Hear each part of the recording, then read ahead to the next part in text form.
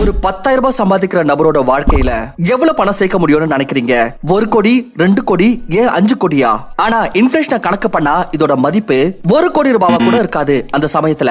So இதுக்காகவே இன்னைக்கு வீடியோல 10,000 ரூபாய் சாலரியில எப்படி நீங்க லாங் டர்ம் இன்வெஸ்டிங் மூலமாக 40 கோடி ரூபாய் சேர்க்கறதுன்னு தெரிஞ்சுக்க போறீங்க. மொத்தம் 4 ஆப்ஷன் சொல்ல போறேன். Number 1 safe option, number 2 medium risk option, number 3 high risk option and number 4 என்ன பொறுத்த வரைக்கும் பெஸ்ட் ஆப்ஷன். சோ ஆரம்பிக்கலாம். நம்பர் 1 நம்ம எல்லாருக்கும் தெரிஞ்சது பிக்ஸட் டெபாசிட். ரொம்பவே சேஃப் ஆப்ஷன். 10,000 ரூபாய் சாலரி, தேவையில்லாம ரிஸ்க் எடுக்க மாட்டோம், அதிகமா லோட் வேண்டாம். உங்க மொத்த சாலரியில உங்களால எவ்வளவு இன்வெஸ்ட் பண்ண முடியுமோ FD ல போடலாம். சோ இங்க நம்மளுக்கு 6 ல இருந்து 7% ரிட்டர்ன் கிடைக்கலாம் ஆன் an average. ஓகே, இப்ப பாப்போம் இது எப்படி வொர்க் அவுட் ஆகுதுன்னு. இப்போ உங்களுடைய சம்பளம் 10,000 ரூபாய். இதுல இருந்து நம்ம குறைஞ்சபட்சம் 30%, அதாவது 3,000 ரூபாய் மட்டும் இன்வெஸ்ட் பண்ண முயற்சி பண்ணுவோம். மிச்சம் 7,000 ரூபாய் நம்மளோட வீட்டு செலவுக்கு, சாப்பாடு, டிரான்ஸ்போர்ட், மிச்சம் எல்லாத்துக்கும். சோ சொன்ன மாதிரி மொத்த 100% நம்ம FD ல போடலாம். இது லாஸ்ட் 10 இயரா பாத்தீங்கன்னா ஆன் an average 6.05% ரிட்டர்ன் கொடுத்திருக்கு. இந்த இடத்துல நம்ம ரெண்டு விஷயம் அஸ்யூம் பண்ணிக்கலாம். ஒன் வந்து இந்த 3,000 ரூபாய் சேவிங்ஸ் இருக்குல, இத நீங்க எல்லா வருஷமும் 10% இன்க்ரீஸ் பண்ணுவீங்க. அடுத்த வருஷம் 3,300 ரூபாய் இன்வெஸ்ட் பண்ணுவீங்க அண்ட் அடுத்த வருஷம் 3,630 ரூபாய் அண்ட் சோ ஆன். ஏனா வருஷம் உங்களோட சம்பளம் இன்க்ரீஸ் ஆகும். சோ இப்ப பார்க்கலாம் சில வருஷத்துக்கு அப்புறம் இந்த காசு எவ்வளவு இன்க்ரீஸ் ஆகுதுன்னு. 10 வருஷத்துக்கு அப்புறம் உங்களோட சம்பளம் கிட்டத்தட்ட 23,000 ரூபாய் இருக்கும். ஏனா சொன்ன மாதிரி நமக்கு இயர் ஆன் இயர் இன்கிரிமெண்ட் கிடைக்கும். இதுல இருந்து நீங்க ஆன் an average 7,000 ரூபாய் இன்வெஸ்ட் பண்ணிட்டு இருப்பீங்க அண்ட் உங்ககிட்ட 7 லட்சம் ரூபாய்க்கான கார்பஸ் இருக்கும். அதோட மதிப்பு இன்ஃப்ளேஷன் கால்குலேட் பண்ணா 5 லட்சம் ரூபாவா இருக்கும். 40 வருஷத்துக்கு அப்படி நீங்க தொடர்ந்து இன்வெஸ்ட் பண்ணிட்டே இருந்தீங்கன்னா அப்ப உங்ககிட்ட 3 கோடி 34 லட்சம் ரூபாய் இருக்கும் அண்ட் அதோட மதிப்பு 50 லட்சம் ரூபாவா இருக்கும் இன்னைக்கு பிரகாரம். பார்க்கிறதுக்கு அந்த அளவுக்கு வர்த்தியா இருக்கிற மாதிரி தெரியல, பட் ஆனா ரொம்ப ஸ்டேபிள், எந்த ரிஸ்க்கும் கிடையாது. பட் என்ன பொறுத்த வரைக்கும் அப்படி நீங்க உங்களோட 20s இருக்கீங்கன்னா இது ரிஸ்க் எடுக்கிறதுக்கான வயசு. உங்களோட 10,000 ரூபாய் சாலரி வச்சு கூட நீங்க நிறைய விஷயம் செய்யலாம். சோ இதுக்காகவே வருது செகண்ட் ஆப்ஷன். சோ இதுக்கு நம்ம FD ல இருந்து ஸ்டாக் மார்க்கெட்டுக்கு போகலாம். ஸ்டாக் மார்க்கெட்லயும் நம்ம ட்ரேடிங் பண்ண போறதுல இன்வெஸ்டிங் பண்ணுவோம். Disciplined long term investing and இதுல நம்மளுடைய மூளையை அதிகமா யூஸ் பண்ண போறதுல. எந்த கம்பெனி நல்லது, எதை வாங்க போறோம், எதை விற்க போறோம், எதுவுமே யோசிக்க போறதுல. ஏன்னா அதிகபட்ச மக்கள் ஸ்டாக் மார்க்கெட்டை பத்தி அவ்வளவு எக்ஸ்பர்ட்டா இருக்க மாட்டாங்க. பட் ஆனா சில ஆட்கள் இருக்காங்க, இவங்களோட 24 மணி நேரம் வேலையும் பாத்தீங்கன்னா இதுதான். சோ இதுக்காகவே வருது மியூச்சுவல் ஃபண்ட்ஸ். மியூச்சுவல் ஃபண்ட்ல ஒரு ஃபண்ட் மேனேஜர் உங்களுக்காக எல்லா வேலையும் செய்வாரு. அவர் பார்த்துப்பாரு எந்த ஸ்டாக் வாங்கணும், எவ்வளவு வாங்கணும், எதை விற்கணும், எவ்வளவு விற்கணும் அண்ட் அதை எல்லா வேலையும் செய்வாரு. அண்ட் நீங்க உட்கார்ந்துட்டு ஒவ்வொரு மாசமும் இன்வெஸ்ட் பண்ணணும் டிசிப்ளினா. And if you buy something called index mutual fund, என்னது அவ்வளவு சீக்கிரமா சேஞ்ச் ஆகாது அண்ட் இதோட காஸ்டும் பாத்தீங்கன்னா ரொம்ப கம்மியா இருக்கும். 3 இண்டெக்ஸ் ஃபண்ட பத்தி பார்க்கலாம். 1 Nifty 50 இண்டெக்ஸ் மியூச்சுவல் ஃபண்ட், அதாவது இந்தியாவோட டாப் 50 கம்பெனிஸ்ல இன்வெஸ்ட் பண்ணுவாங்க which are listed in the National Stock Exchange. ரெண்டாவது index fund is called Mid Cap Index Fund. Mid Cap Index Fund அதாவது இந்தியாவோட மிட் சைஸ் கம்பெனிஸோட இண்டெக்ஸ். யூசுவலி பாத்தீங்கன்னா 100 கம்பெனிஸோட இண்டெக்ஸா இருக்கும், அதுல இன்வெஸ்ட் பண்ணுவாங்க. நிஜமாவே பாத்தீங்கன்னா இது ரொம்ப நல்ல வழி, கண்டிப்பா நீங்க இத கன்சிடர் பண்ணணும். And number 3 Small Cap Index Mutual Fund. Small Cap Mutual Fund வந்து இந்தியாவோட ஸ்மால் சைஸ் கம்பெனிஸ்ல இன்வெஸ்ட் பண்ணுவாங்க அண்ட் இது பாத்தீங்கன்னா ஒரு பெரிய இண்டெக்ஸ், கிட்டத்தட்ட பாத்தீங்கன்னா 250 கம்பெனிஸ் இருக்கும். சோ இப்போ இந்த 3 இண்டெக்ஸ் ஃபண்டுக்கு இடையே என்ன வித்தியாசம்? Nifty 50 ரிலேட்டிவ்லி பாத்தீங்கன்னா கம்மியான ரிஸ்க். ஏன்னா இந்தியாவோட டாப் கம்பெனிஸ் இது ரொம்பவே மெச்சூரான stable companies. Reliance, TCS, Infosys, SBI இந்த மாதிரி நமக்கு தெரிஞ்ச ரொம்ப பெரிய கம்பெனிஸ் இருக்கும். So over the period of time இது உங்களுக்கு ஒரு நல்ல கன்சிஸ்டன்ட் ரிட்டர்ன் கொடுக்கும். அண்ட் உங்களுடைய ரிஸ்க், இந்த வாலட்டிலிட்டி இருக்குல, இந்த அப்ஸ் அண்ட் டவுன்ஸ், இந்த மேலக்கில போகிறது அதுவும் ரொம்ப கம்மியா இருக்கும். மிட் கேப்ல யூ கேன் எக்ஸ்பெக்ட் இந்த ரிஸ்க் இருக்குல, இது கொஞ்சம் அதிகமா இருக்கும். ஏன்னா இது எல்லாமே மிட் சைஸ்டான கம்பெனிஸ். இங்க ஒரு கம்பெனி நல்லா பெர்ஃபார்ம் பண்ணும், ஒரு கம்பெனி மோசமா போகும். சோ இங்க பாத்தீங்கன்னா இந்த வாலட்டிலிட்டி அதிகமா இருக்கும். ஆனா இவ்வளவு வாலட்டிலிட்டி இருந்த பிறகு over a long period of time உங்களுக்கு ஸ்லைட்லி பெட்டர் ரிட்டர்ன்ஸ் கிடைக்கும். அண்ட் தென் ஸ்மால் கேப் இருக்கத்திலே மேக்ஸிமம் ரிஸ்க். ஏன்னா சின்ன கம்பெனிஸ் எதனால ஆகலாம், கம்பெனி மூட கூட செய்யலாம். சோ இந்த விஷயம்லாம் பாத்தீங்கன்னா ஃபண்ட் மேனேஜர் வந்து சமாளிச்சுப்பாரு. பட் ஆனாலும் சமாளிக்கலாம்ல. சோ ரிஸ்க் இருக்குது இதுல. அண்ட் அகைன் இந்த இடத்துலயும் பாத்தீங்கன்னா இதுவும் over the long period of timeல தான் பாத்தீங்கன்னா ஒரு கன்சிஸ்டன்ட் ரிட்டர்ன் கொடுக்கும். சோ இப்போ இந்த 3 இண்டெக்ஸும் லாஸ்ட் 10 இயர்ஸ்ல எப்படி பெர்ஃபார்ம் பண்ணிருக்குன்னு பாப்போம். Nifty 50 இண்டெக்ஸ் வந்து லாஸ்ட் 10 இயர்ஸ்ல 10.57% ரிட்டர்ன் கொடுத்திருக்கு and on an average mid cap 100 வந்து 14.24% ரிட்டர்ன் கொடுத்திருக்கு and on an average small cap 250 வந்து 18.10%. சோ நீங்களே பார்க்கலாம் இங்க progressively நமக்கு ஹையர் ரிட்டர்ன்ஸ் கிடைக்குது. பட் ஆனா ரிஸ்க்கும் ரொம்ப அதிகம். சோ இப்போ நம்ம என்ன செய்வோம்னா நம்மளோட காசை FD ல இருந்து எடுத்து அந்த 3,000 ரூபீஸ் பிரிச்சு நம்ம இந்த மூணுத்துலயும் இன்வெஸ்ட் பண்ணுவோம். சோ இப்போ நம்ம Nifty 50 ல 70% ஆஃப் இன்வெஸ்ட்மென்ட், அதாவது 2,100 ரூபாய் இன்வெஸ்ட் பண்ணலாம். தென் மிட் கேப்ல 20%, ஸ்மால் கேப்ல 10. சோ உங்களோட 3,000 ரூபாய் ஸ்ப்ளிட் ஆகி 2,100 ரூபாய் லார்ஜ் கேப்ல போய்டும், 600 ரூபாய் மிட் கேப்ல அண்ட் 300 ரூபாய் ஸ்மால் கேப்ல.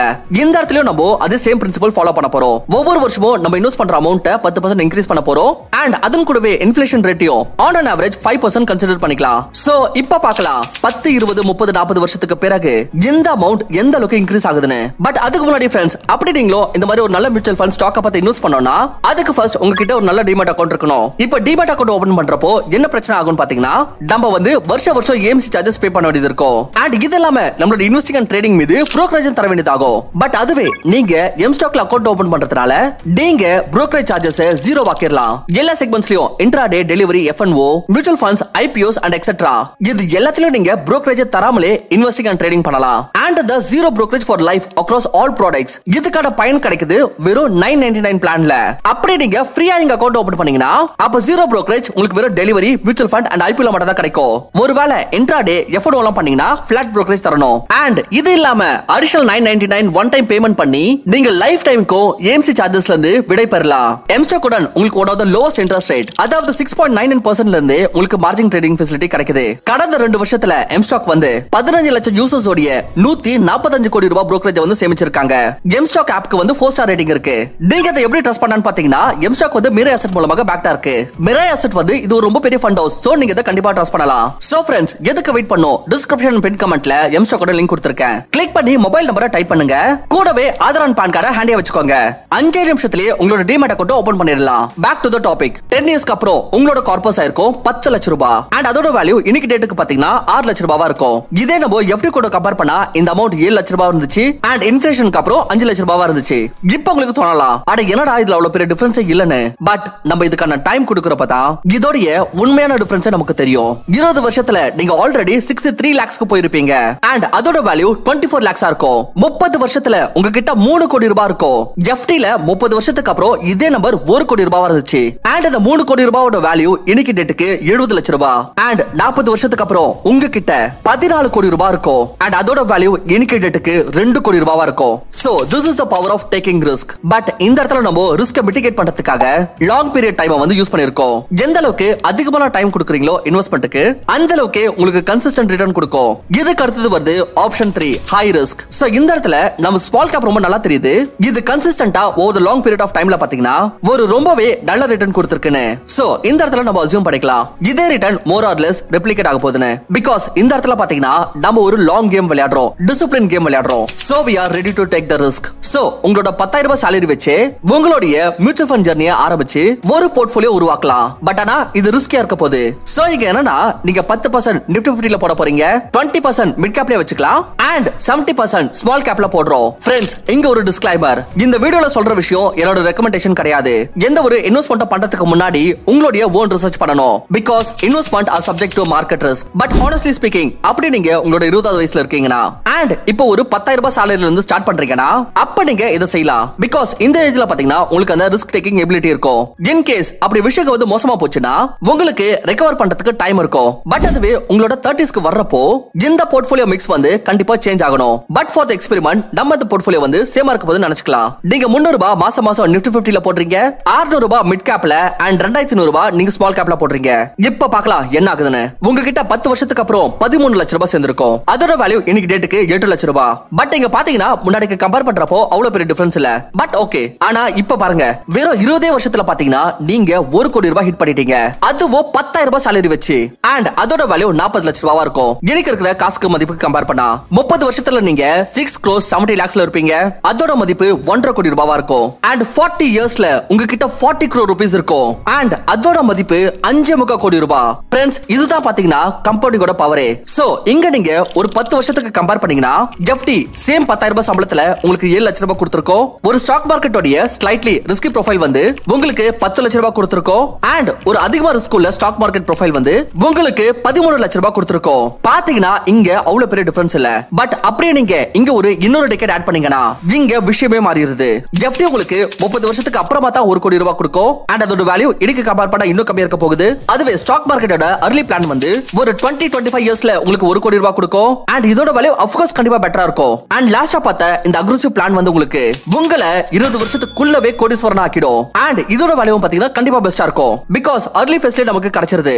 உங்களோட salary எவ்வளவு தான் இருந்தாலும் சரி. பட் ஆனா நீங்க வந்து கன்சிஸ்டன்ட்டா இன்வெஸ்ட் பண்ணிட்டே இருந்தீங்கன்னா over the long period of time இது வந்து உங்க லைஃப கண்டிப்பா பாத்தோம். சோ டிலே பண்ணாம இப்போ உங்களோட இன்வெஸ்டிங் ஸ்டார்ட் பண்ணுங்க. ஓகே, இப்போ நம்ம 4th பிளான் என்ன பொறுத்த வரைக்கும் பெஸ்ட் பிளான் என்னன்றத பாப்போம். Number 4, invest in your self. Friends, நம்ம சின்ன வயசுல இருந்தப்போ என்ன நடந்திருக்கோம்? நம்மளோட அம்மா அம்மா அப்பா வேலை செஞ்சு நமக்கு சாப்பாடு தேவையான விஷயம் ப்ரொவைட் பண்ணிருப்பாங்க.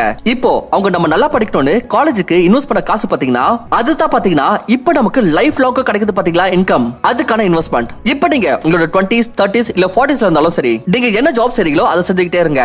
பட் ஆனா அது கூடவே சைடுல ஹை இன்கம் கிடைக்கிறதுக்கு என்ன வழி அதையும் நீங்க பார்க்கணும். அண்ட் அதுக்கு ரிலவென்ட்டான ஸ்கில் என்னன்றத கண்டுபிடிச்சு அதுக்கான கோர்ஸ் புக்ஸ் இல்ல யூடியூப் வீடியோஸ் அண்ட் உங்களோட டைமையோ இன்வெஸ்ட் பண்ணி உங்களை அப்ஸ்கில் பண்ணிக்கோங்க. பிகாஸ் இது உங்களுடைய ஓவரால் இன்கமே அதிகரிச்சிடும். ஃப்ரெண்ட்ஸ், ஐ ஹோப் இந்த வீடியோ உங்களுக்கு யூஸ்ஃபுல்லா இருந்திருக்கும்னு நினைக்கிறேன். அப்படி பிடிச்சிருந்துச்சுன்னா மறக்காம வீடியோக்கு லைக் பண்ணிட்டு சேனலுக்கு சப்ஸ்கிரைப் பண்ணிக்கோங்க. அண்ட் உங்களோட இன்வெஸ்டிங் ஜர்னியை ஸ்டார்ட் பண்றதுக்கு எம்ஸ்டாக் லிங்க் கீழே டிஸ்கிரிப்ஷன்ல கொடுத்திருக்கேன். மறக்காம கிளிக் பண்ணி உங்களோட டிமேட் அக்கவுண்ட் ஓபன் பண்ணிக்கோங்க. தேங்க்யூ ஃபார் வாட்சிங். நான் உங்களை இன்னொரு நல்ல வீடியோல சந்திக்கிறேன். Investments in securities markets are subject to market risks. Read all the related documents carefully before investing.